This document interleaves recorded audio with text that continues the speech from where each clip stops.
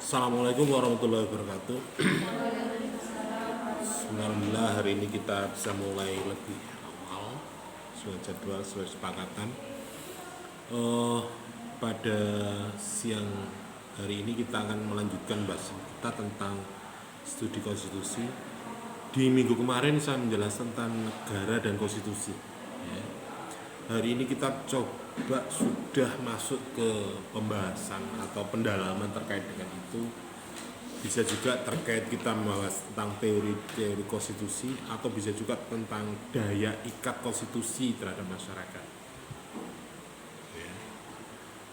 Jadi kita pahami dulu apa kalau kita mempelajari teorinya tentang konstitusi, mestinya biasanya kita memahami dulu dari istilahnya.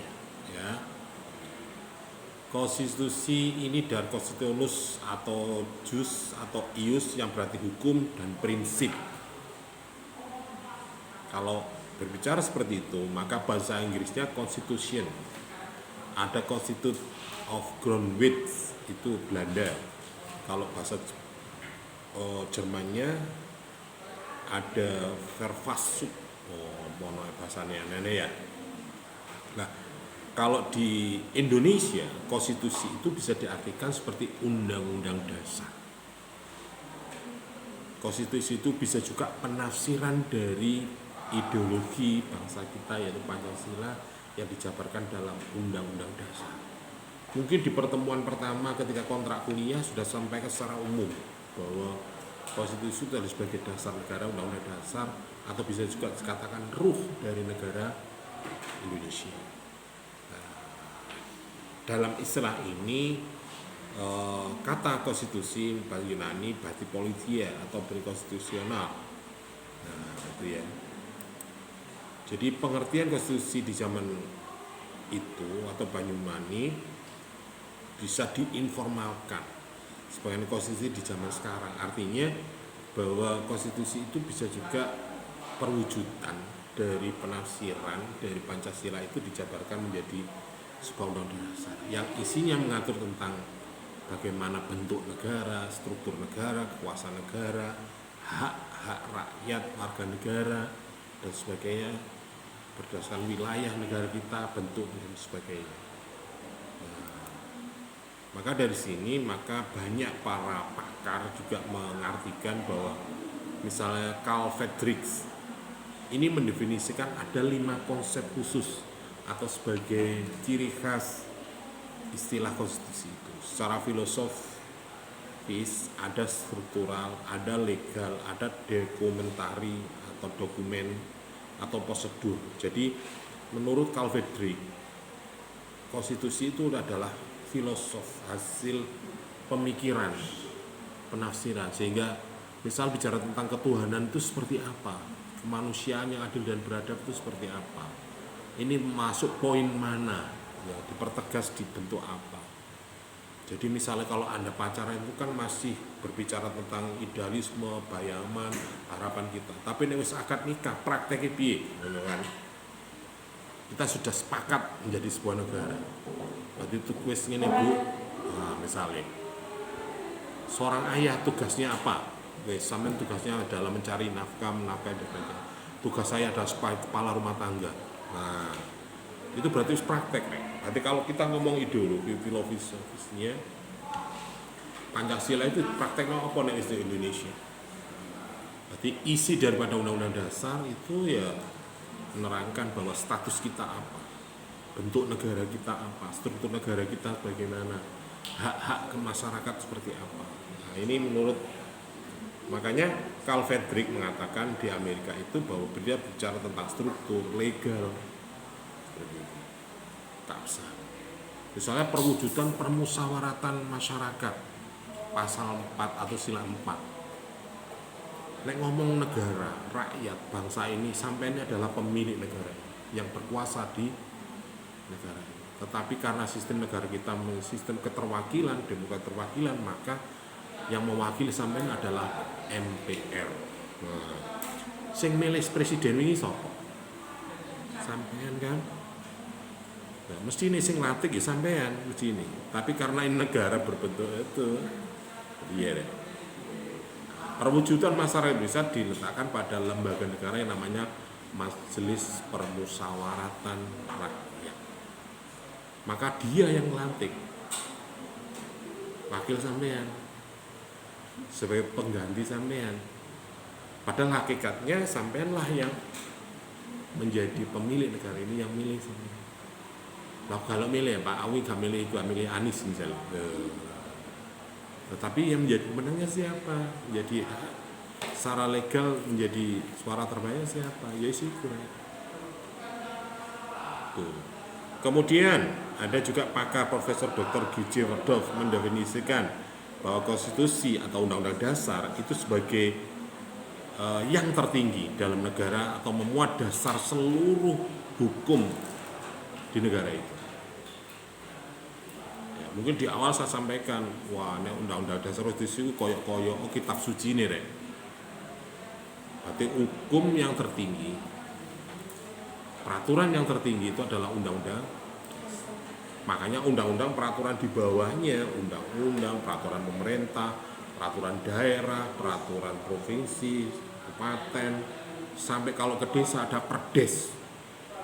Peraturan desa itu harus mengikuti tunduk dan patuh terhadap undang-undang dasar. Artinya bahwa peraturan di bawahnya itu tidak boleh bertentangan dengan undang-undang di atasnya. Itu undang-undang tertinggi negara. Misalnya kok gak cocok Pak ambil budaya kita, boleh saja Anda membuat peraturan yang berbeda, tetapi tidak boleh bertentangan dengan pemerintahan yang sah atau negara yang sah, bentuk negara yang misalnya di negara kita, di wilayah Anda sistem kerajaannya masih kuat ya. Jadi secara kultur kebudayaan kerajaan itu masih ada, tetapi secara kenegaraan mungkin di bawah atau di dalam sebuah kerajaan itu. Kayak Yogyakarta misalnya, itu kan kerajaannya masih kuat, tapi tetap di bawah negara, bahkan merangkap. Dia sebagai raja juga kepala daerah, kayak Hamengkubuwono misalnya, dia juga kepala. Maka secara pemerintahan dia, secara kenegaraan mungkin dia sebagai gubernur, tapi secara kemasyarakatan dia sebagai raja di situ. Juga punya umat, juga punya struktur. Nah, ini ngomong konstitusi seperti itu. Kemudian Rahman dalam bukunya Political Science Government mengartikan bahwa konstitusi itu adalah struktur body written, ada undang-undang tertulis dan tidak tertulis. Itu menurut Rahman. Nah, kalau dalam Kelsen mengatakan bahwa dalam bukunya bahwa konstitusi adalah dasar dari tata hukum nasional. Ngomong hierarki, kalau ada dulu ketika mengajar Pancasila ada hierarki peraturan negara kita. Jadi ada tingkatan peraturan perundang-undangan kita. Jadi kalau tadi saya sampaikan ada peraturan pemerintah pusat sampai pemerintah desa, sampai ormas-ormas pun itu harus tunduk dan patuh terhadap undang-undang negara, karena kita berada di dalam negara kesatuan Republik Indonesia. Kalau di luar itu monggo-monggo saja. Ini yang dimasukkan dalam pemahaman kita. Jadi konstitusi menurut pengertian hukum, konstitusi itu diartikan sebagai pengertian material, wujudnya, aturan, bahasanya apa. Meliputi isinya adalah norma-norma mengatur proses pembentukan undang-undang. Dalam teori politik, konsep konstitusi ini mencakup norma yang mengatur pembentukan kompetensi organ-organ eksekutif dan yudikatif tertinggi di dalam sebuah. Jadi ini saya katakan ruh, berarti ini yang menjiwai kayak darah, ketir, seperti badan kita ini. Kalau dalam tubuh kita ini kan ada struktur bodi ya, ada kaki, ada tangan, ada jantung, ada hati, ada mata, ada panca indera juga. Tapi siapa yang menggerakkan? Siapa yang menghidupkan? Ruh. Aturan sistem yang ada. Nek di materialno yo getihe nek. Misale getihe kena asam urat misale. Kadar minyak tinggi, kolesterol tinggi misalnya tangane. Nah, Panda misalnya tangane kena asam urat. Nah, darah mungkin akeh minyak. Akhirnya tanah kram gak bisa gerak. Nah, begitu juga konstitusi. Ketika undang-undang itu cacat juga tidak menjadikan persoalan bagi sistem subsistem kenegaraan. Nah, itu ya. Sehingga ada juga pakar misalnya juga Ferdinand Lassalle dalam bukunya Hubris Rex Nation 1915 mengatakan bahwa konstitusi ada dua pengertian, ada pengertian sosiologis, ada yang politis. Sosiologis itu berarti kebudayaan, masyarakatnya seperti apa. Nek politis itu dari hasil kebudayaan itu disepakati apa. Jadi perbedaan itu disepakati apa, diperjelas statusnya. Oke, dari pemahaman ini maka kita bisa membicarakan bagaimana sih daya ikat daripada konstitusi kita ini. Artinya sejauh mana konstitusi ini mengikat warganya, mempengaruhi kegiatan dan warganya. Dalam sejarah kemerdekaan Republik Indonesia tak lepas dari penjajahan dan membuktikan bahwa sejak semula salah satu gagasan dasar negara itu soko gurunya negara Indonesia adalah konstitusionalisme. Berarti berdasarkan hukum, berdasarkan kesepakatan. Kenapa harus sepakat? Loh, kita banyak berbeda-beda dari berbagai macam kerajaan. Jadi genealogi negara kita itu adalah kerajaan-kerajaan, kelompok-kelompok masyarakat, kelompok-kelompok kekuasaan. Kemudian dirangkum menjadi satu kesatuan negara kesatuan Republik Indonesia. Makanya simbol negara kita burung garuda, ada Bhinneka Tunggal Ika. Sehingga dalam perjalanannya kita harus membuat kesepakatan sing kaya apa sehingga bisa diterima oleh berbagai macam pihak yang saya sampaikan tadi, bisa raja, bisa wilayah dan sebagainya. Sehingga muncullah kewenangan-kewenangan kekuasaan yang harus disepakati. Nek wis dilantik Prabowo sebagai presiden, orang Merauke, orang Sulawesi, Kalimantan, ya wis rek iki presidenmu hari ini. Aja kaya wong Madura. Misalnya, gubernur saya itu ya Pak Nur. Nah terus Khofifah itu sapa? Dia adalah penggantinya Pak Nur. Nah ngono ya apa? Presidenmu siapa? Pak Karno, Pak, presiden saya. Ya terus Pak Jokowi siapa? Dia adalah penggantinya Pak Soekarno. Loh, penggantinya ya. Artinya ketika hari ini secara konstitusi proses demokrasi sudah dilewati, proses adu misalnya diterima tak gak terima sudah sampai proses konstitusi MK sudah selesai, baru ini dilantik. Makanya di negara kita proses untuk mencapai peralihan pergantian kekuasaan itu ada tahapan-tahapan yang diatur di dalam undang-undang. Undang-undang itu apa? Ya undang-undang dasar kita. Kalau kemarin misalnya undang-undang dasar kita memperbolehkan Pak Jokowi menyalonkan meneh, ya bisa juga Pak Jokowi berhadapan lagi dengan Pak Prabowo kan. Berhubung karena tidak bisa, ya koalisi aja. Pak ojo musuhan mbek aku njene wis kalian nyalonno anakku ae kan ngono ya. Lu anakmu cek cilik, lo ya konstitusi aturannya bagaimana gitu. Atur maneh. Ya wis, ya apa carane ngono kan. Sama halnya ketika sampean, wah anakku iki wis lulus sarjana. Nyambut gawe apa iki? Anu nang pabrik-pabrik ngono lah, sampe wis ono peluang iki, perangkat desa, ujian, monggo. Biayanya piro? Anda ada gratis. Cuma meninek syukuran yo sampean syukuran ngono lah ya. Oke, unsur-unsur negara dalam hukum ini adanya pengakuan terhadap jaminan hak asasi manusia dan warganya. Jadi ketika ngomong teori tadi, maka ketika ini sudah disepakati, wes legalnya. Sebenarnya kemarin Prabowo walaupun sudah terpilih walaupun sudah selesai di proses konstitusi, tapi dia belum bisa tanda tangan rek, sah di dalam administrasi, sah dalam negara. Tapi ketika sudah dilantik, bengi langsung rek, ojo cacak bengi, mari pelantikan ini loh. Negara-negara yang hadir itu tanda tangan MOU kerjasama rek.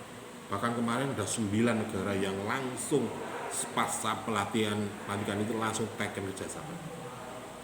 Jadi bukan Pak Jokowi lagi. Kemudian adanya pembagian kekuasaan. Di negara hukum itu ada kewenangan-kewenangan yang itu menjadi kewenangan. Kenapa harus ada menteri, Pak? Artinya manusia itu punya kapasitas, punya basic pengetahuan, punya latar belakang kependidikan, latar belakang keluarga, latar belakang budaya dan agama sebagainya. Maka setiap individu juga bukan berarti mampu segala hal. Mosok Jokowi kon ahli kesehatan, gak mungkin ya. Mosok Jokowi iso ngatur pariwisata, ya ngerti secara umum, tapi secara teknis ya nggak tahu. Maka harus orang yang punya kompetensi untuk membantu presiden dalam pengambilan kebijakan, dalam menjalankan kebijakan dalam negara ini di bidang kepentingan masyarakat, baik pendidikan, kesehatan, ekologi, pertanian, kehutanan. Nek jane nek gelem ngurusi ya menteri kok ya gak 41 rek, menteri wakil kan ya. Tapi karena ini anggaran, kewenangan dan sebagainya, tapi kalau dirasa itu penting, butuh penanganan secara khusus, maka dibentuklah kementerian. Kayak kemarin, kenapa harus ada menteri kebudayaan misalnya? Kenapa harus ada menteri HAM misalnya? Itu mungkin karena persoalan HAM yang perlu penanganan secara serius. Kenapa kemarin harus ada menteri perempuan dan perlindungan anak misalnya? Wis jar-jar opo wedok iku cek datur bojone dhewe-dhewe ya. Oh ya gak ngono Pak. Lah wong wis ana bojone jegelut ae Pak. Ana sing anake mateni bapake, ana anak mateni ibuke, ana bapake mateni anake, lho ya apa? Kemarin kan terjadi seperti itu, banyak perundungan, banyak kekerasan di dalam rumah tangga.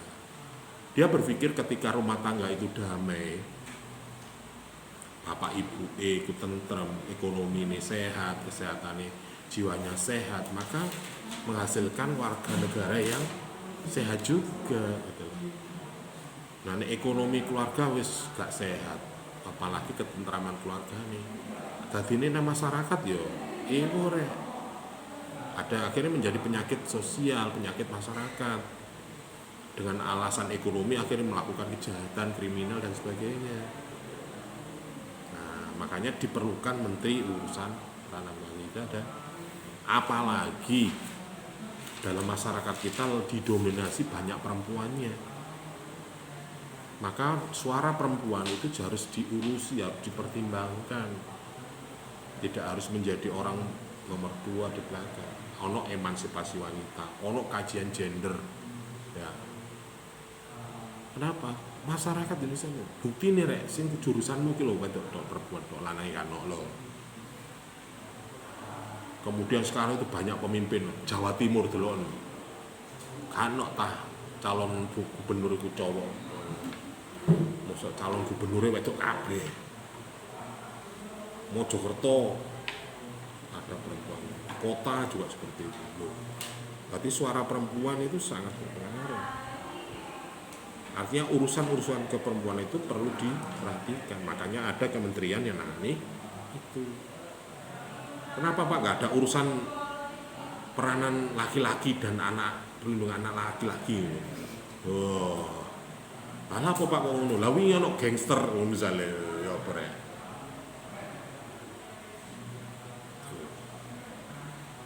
Oke.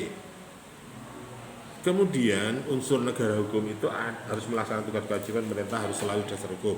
Kemudian adanya kekuasaan hak kehakiman dalam menjalankan kekuasaan yang bersifat merdeka, artinya terlepas dari pengaruh kekuasaan pemerintah maupun kekuasaan yang lainnya. Jadi ada penegak hukumnya. Jadi nek salah ya salah, harus ada sanksinya. Nek ngomong hukum formal itu kan harus ada sanksi atau denda. Siapa yang menjalankan itu? Siapa yang memutuskan itu? Ya kehakiman. Makanya ada Menteri Hukum apa wingi? Menkum HAM, Imigrasi dan Kemasyarakatan. Nah, lah pokok ono kemasyarakatan barang, Pak. Penjarane lho Pak wis gak ambek, Pak. Cara dihukum kabeh ngono wae. Bek, Pak. Itu banyak kasus-kasus, banyak persoalan-persoalan yang menangani tentang itu. Daya tampung lembaga kemasyarakatan itu juga harus dipertimbangkan. Makanya harus ada kementerian yang menangani.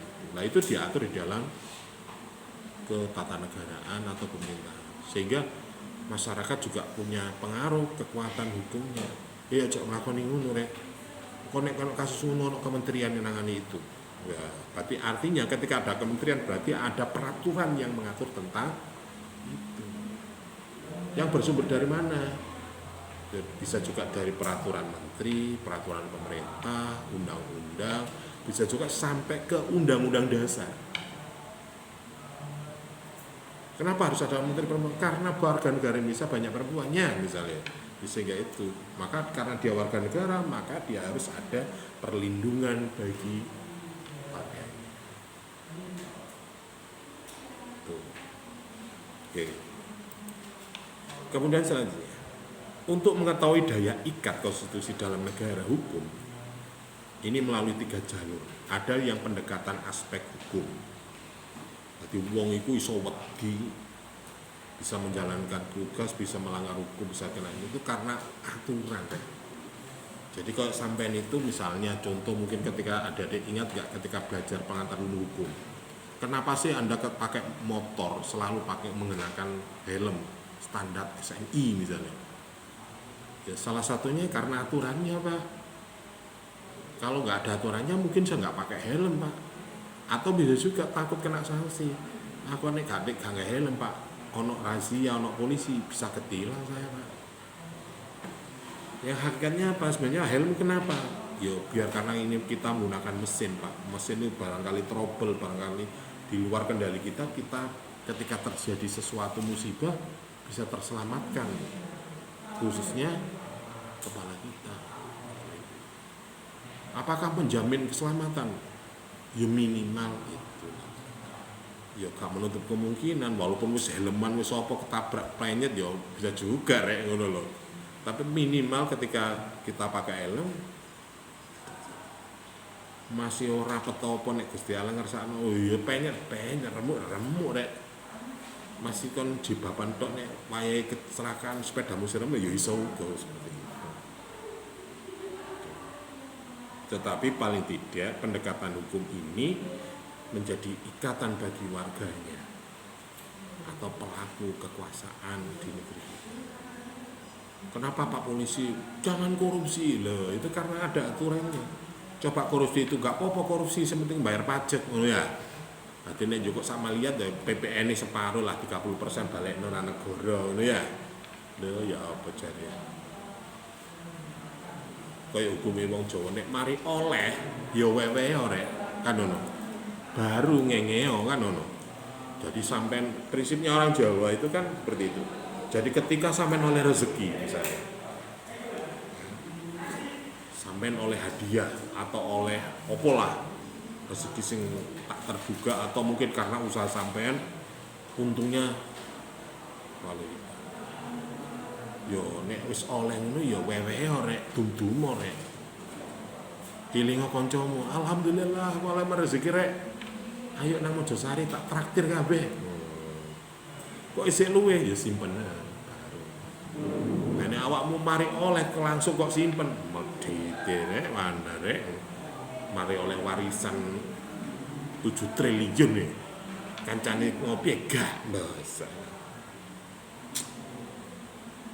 Nah, kalau orang Islam nek oleh ya ono zakate rek. Ada aturannya 2,5%.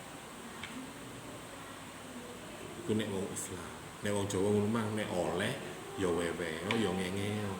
Aja kok mari oleh langsung singitno, simpan. Minimal nek malah rezeki misalnya. Alhamdulillah oleh cairan rek. apa beasiswa apa atau mungkin oleh hadiah apa lah.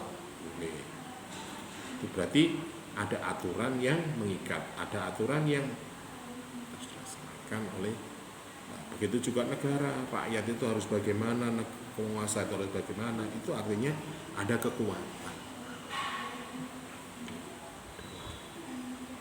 Oke.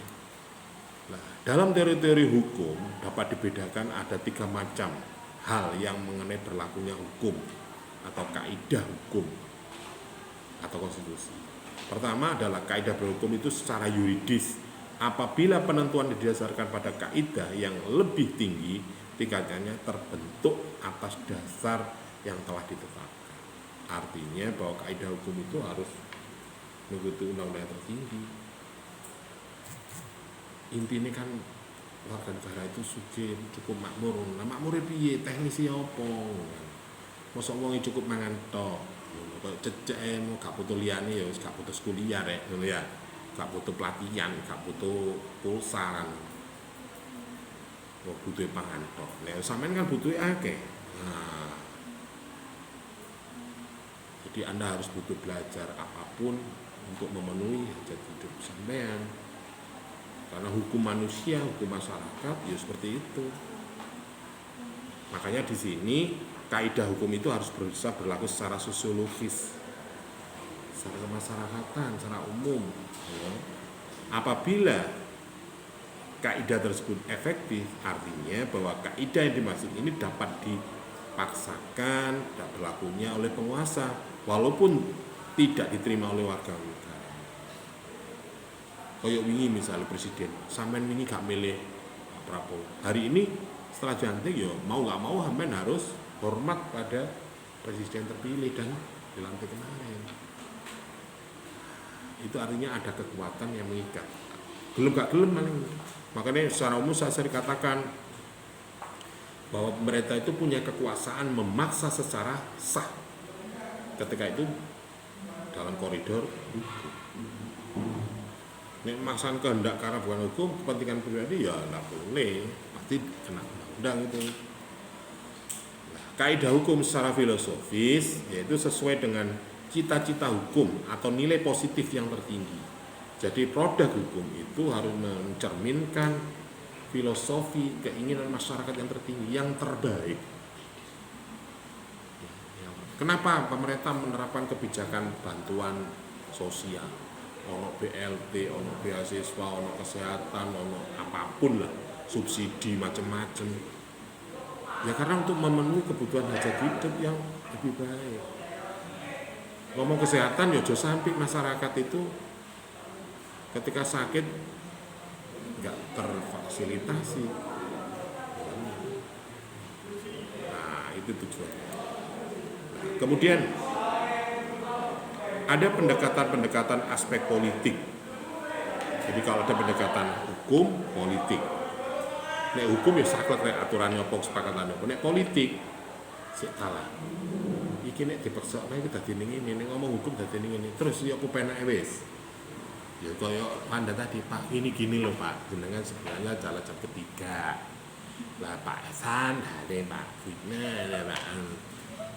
Ya wis ya udahlah. Ayo. Walaupun aku ya tas leren deh. Ya enggak apa-apa. Ada persoalan-persoalan, makanya nanti kalau pada berikutnya mata kuliah berikutnya ketika ada di belajar tentang teori kebijakan, ono kebijakan, ono kebijaksanaan, ono bijak. Nek ngomong wis bijak iku wis ngomong wis lapangan, wis teknis rek. Wis gak ngomong aturan, iki wis budal Pak tutup Pak, lagi sida tagak lah piye lah. Jadi wis ngomong wis praktek, wis teknis hal-hal yang sudah hal yang nek ngomong kebijaksanaan ya kudu filosofis. Iki manfaate opo, gimana opo, anggarane ya opo, sapa sing nglakoni. Iki kira-kira kapan marine, terus iki jangka panjangnya piye, nek apa itu. Nek ngomong kebijakan, wis nek ngene ae. Ya wis. Pokoknya Pak jam 11.15 menit harus selesai. Ya siap. Karena kita jam 12 harus sini Pak. Setelah itu mungkin teman-teman ada yang bekerja titik dulu. Ya wes sekarang mau piye wes. Oke. Jadi politik hukum, pernyataan kehendak dari pemerintah negara hukum yang berlaku di wilayahnya atau ke arah mana hukum itu dikembangkan fungsi hukumnya. Nah, ini maksudnya adalah peraturan ini berlaku untuk skala nasional atau internasional atau sekedar wilayah, provinsi, kabupaten, kecamatan, daerah atau desa. Jadi luasnya cakupan kekuasaan, kekuatan hukum itu dijaga. Nek undang-undang berarti seluruh warga Indonesia harus menjalankan. Tapi nek peraturan daerah tidak semua daerah sama. Ya, walaupun undang-undangnya sama. Ini pendekatan aspek hukum dan politik. Kenapa kok ini tidak sama? Ada undang-undang otonomi daerah, ya. Otonomi daerah itu ada yang desentralisasi, ono sing disentral, harus manut undang-undang, harus manut pusat. Contohnya apa? Keamanan, mata uang. Kalau kon mata uangnya Jawa Timur gaya dolar misalnya, ya, marung Jawa Tengah gaya rupiah, marung Jakarta gaya yen misalnya. Marungu IKN gawe euro, wah yo tadi yo apa negara ini. Ya, itu pendekatan politik dan hukum. Jadi sebelum kita bicara kekuatan daya ikat, maka politiknya apa, moralnya apa, politikalnya apa. Dan yang politik itu ya kekuasaan deh, mayoritas apa. Kemudian ada juga pendekatan aspek moral. Otoritas ke konstitusi ini kalau dipandang dari segi moral sama halnya dengan pandangan aliran hukum alam, yaitu mempunyai daya ikat serta warga negara. Karena penetapan konstitusi juga didasarkan nilai-nilai moral. Konstitusi sebagai landasan fundamental tidak boleh bertentangan dengan nilai-nilai universal dan etika dan moral. Jadi hukum yang dibuat, kesepakatan yang dibuat itu ya berdasarkan perilaku kita, kemampuan kita. Misalnya ada wis mikir wah Pak San iki wonge saklek ya nek gak gelem gak kene. Atau malah Pak San itu bisa kok selalu bisa mengerti. Mungkin hasil nego gitu. Tapi nek saya kamu enggak bisa. Ada kerja urusanmu itu, saya juga bekerja. Nah, ya piye ya. Tetapi kalau kita bicara moral, intinya bahwa kebijakan atau hukum atau konstitusi itu berdasarkan etika dan moral. Bisa juga. Artinya apa ya? Iki pantas gak pantas enggak? Iki iya misalnya. Nah, kalau itu misalnya peraturan itu gak masuk akal misalnya. Contoh hari ini ada pengaduan diskusi teman-teman misalnya terkait dengan peraturan Korlantas lalu lintas pengurusan SIM misalnya. Para pengajuan permohonan SIM A baru itu harus ada sertifikat mengemudi. Lho nek jenenge duwe sertifikat mengemudi kan berarti dia sudah lulus. Artinya secara mengemudinya sudah benar. Tapi kenapa harus diuji lagi ketika dia sudah legal? Sudah sertifikat kompetensi mengemudi. Nah itu kan bertentangan kadang itu. Makanya di negara kita juga aspek-aspek moral juga dipertimbangkan. Ada kepentingan-kepentingan masyarakat yang bersinggungan atau bisa juga bertentangan. Tetapi itu harus diatur. Itu nek ngomong individu, nek ngomong kementerian, departemen bisa juga bertentangan. Misalnya pembangunan infrastruktur jalan. Nah, jalan itu nggak alas rek. Misalnya jalan menuju Gresik harus lewat alas Melayu. Ternyata di situ ada gunung. Kayak bangun jalan tol ngono kok. Kalaupun ada gunung kan gunungnya dipedhot ngono ya.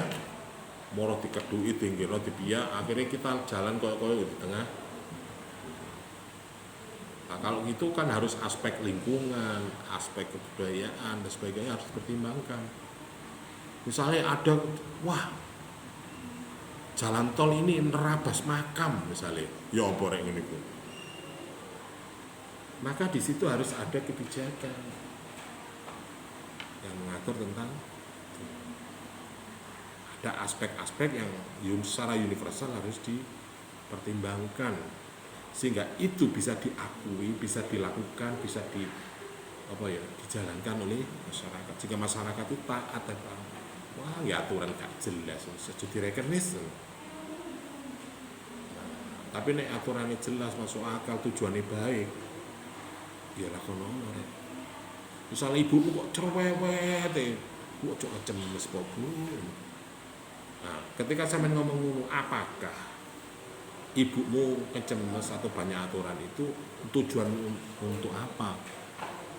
Ya karena kasih sayangnya terlalu tinggi sehingga dia nggak mau anaknya terjerumus atau terkena sesuatu yang tidak baik, sehingga dia sangat khawatir sekali. Lah nek ngono ibumu wis wanti-wanti, nak temen lho, kok nek wae mama lho ya, kalau sampean niku nek lambung, nah kok nek gak ibu si repot misalnya. Ya akhirnya wanti-wantinya tenang. Begitu juga ketika ngomong negara, aspek moral, pendapat masyarakat itu juga menjadi penting. Apalagi sekarang masyarakat itu tidak hanya dunia nyata, tapi netizen juga iya. Jadi pendapatan yang secara dunia maya itu bisa juga diakui, bisa dipertimbangkan juga. Gitu. Nah, terakhir, dari setiap jenis norma memiliki sanksi yang sendiri-sendiri. Jadi kalau kita bicara hukum tentang norma kesopanan, yang pada umumnya berlaku sebagai kebiasaan memiliki sanksi yang sangat ringan. Pelanggaran tetap norma ini hanya akan celaan dan jadi misalnya tadi pejabat kok bolak-balik meso atau ngomong emosian, ya ngomong ya Andre. Misalnya itu momen Pak Prabowo emosi sehingga pidatone wow ngono iku ya Twitter apa ya ada sing komen rek ngono. Ku nek ngomong glenek-glenek jarene kaya Gibran pas meneng mencucu potongane kaya apa ngono. Ngono ku ya komen. Lah biasanya sanksi kesopanan itu gak disanksi secara fisik, tapi paling ya disinisin. Bahasanya celaan atau perundungan. Nah, norma kesusilaan ini pada umumnya sebagai ungkapan suara hati yang dasar sikap memiliki sanksi yang berupa kutukan dari orang lain. Jadi nek kesusilaan yo tidak hanya dicela, aja digembuli arek iku. Bahaya.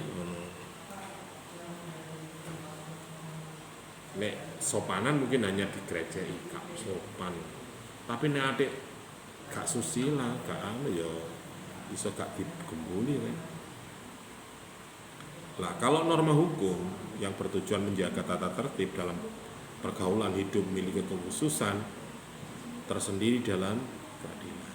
Sanksi hukumannya diberilah oleh lembaga-lembaga yang berwenang. Artinya di negara kita itu atau konstitusi kita itu ada yang hukum kesopanan dan susilaan dan sebagainya. Contoh kemarin kalau Anda memahami, lihat di media sosial, ketika mantan presiden disorot rek, ada yang tepuk tangan, ada yang sorak, pas keluarganya Jokowi, lho ya apa ini, hukum apa berarti? Kenapa orang mengatakan seperti itu atau bertindak seperti itu? Keluarga Presiden Soeharto, Pak Titi, ya karena itu ada sejarah antara presiden kita sehingga mungkin tertawa. Ada SBY, ada Pak Tri, ada kenapa pas keluarga nih Pak Jokowi kok ini apa niku? Ya mangkele gurung mari ya, karena wingi kalah ya. Artinya rasa sakitnya kekalahan kemarin belum selesai, sehingga ada efek hukuman sosial atau ada reaksi. Jadi kalau kita bicara tentang daya ikat konstitusi, bisa juga dipengaruhi beberapa hal terkait dengan sosiologis, politis, hukum, dan sebagainya. Karena yang kita bicarakan di sini adalah kaitannya dengan hukum. Ya.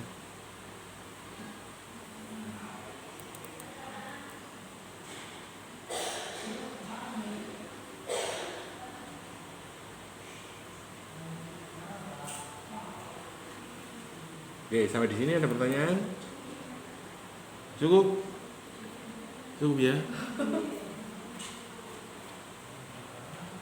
Cakep? Ya.